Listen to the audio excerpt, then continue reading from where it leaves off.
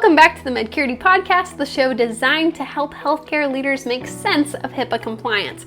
Today, we are tackling one of the most foundational and most often misunderstood requirements in healthcare compliance. What exactly is a HIPAA security risk analysis? If you have ever asked the question before, isn't this just an IT scan? Didn't we already do this once? What does HIPAA actually require here? This episode is for you.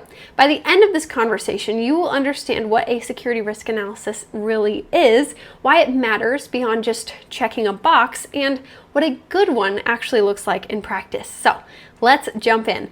At its core, the HIPAA security risk analysis, commonly referred to as the SRA, exists for one simple reason. HIPAA requires healthcare organizations to understand and manage risk to electronic protected health information, or EPHI. The security rule doesn't say, install these 5 tools and you're compliant. Instead, it says you must regularly assess risks and then take reasonable steps to reduce it.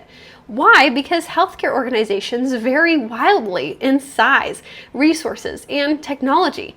A solo practice doesn't look like a hospital system. A behavioral health clinic doesn't look like a dental office. The security risk analysis is how HIPAA stays flexible and how organizations prove that they are taking security seriously. So let's clear up some confusion right off the bat. An SRA is not just a vulnerability scan. It's not just an IT checklist. It's not a one-time document.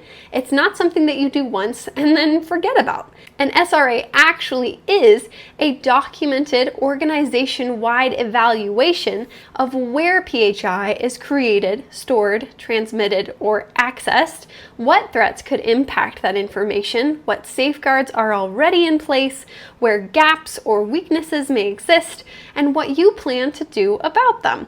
In other words, an SRA is a structured way to answer how could PHI be compromised and how are we reducing that risk. HIPAA doesn't prescribe exact tools, but it does require specific actions. A compliant security risk analysis must identify all systems and locations that touch EPHI, might be EHRs, emails, laptops, mobile devices, cloud storage, vendors, backups, and so on. It must identify potential threats and vulnerabilities from cyber attacks or human error, lost devices, outdated software, or access misuse perhaps.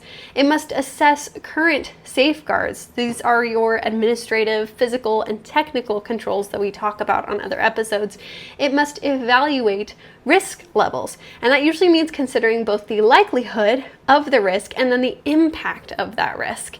And then you are required to document that analysis. HIPAA requires written proof, and you must update the analysis regularly. This is annually at a minimum generally, and then any time that there is a major change in your organization, you should also be updating your SRA. And here's the most important part. Remember, if it's not documented, it didn't happen. Yes, the security risk analysis is required by HIPAA, but its value goes far beyond compliance. A strong SRA helps you prevent breaches instead of just reacting to them, prioritize security spending wisely, reduce cyber insurance issues that come up, improve operational clarity, and respond fast if something ever goes wrong. It turns security from a guessing game into a clear roadmap. Organizations that take SRAs seriously tend to be more confident, more organized, and far less reactive. So let's bust a few myths that come up all the time while we're at it. Myth number 1, our IT company handled this. IT does play a role, but the organization owns the SRA. Myth number 2, we did this years ago. An outdated SRA is the same as not having an SRA. Myth number 3, we're too small to be targeted. Small practices are often bigger targets for cyber attackers. Myth number 4, we passed an audit, so we're fine. Audits do reflect a moment in time, but your risk changes constantly.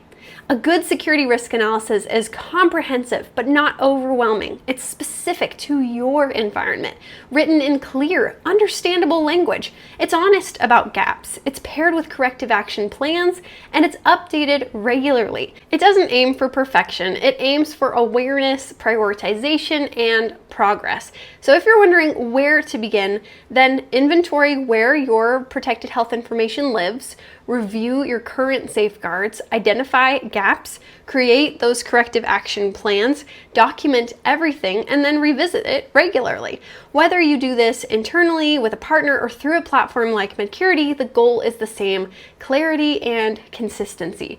The HIPAA security risk analysis isn't just a requirement, it is a leadership tool. It helps you protect patients, support your staff, and build a healthcare organization that's resilient and not reactive. If this episode helped clarify SRAs for you, share it with a colleague. And if you are looking for a better way to manage security risk analyses and ongoing compliance, Medcurity is built to help. Thanks for listening, and we will see you next time on the Medcurity podcast.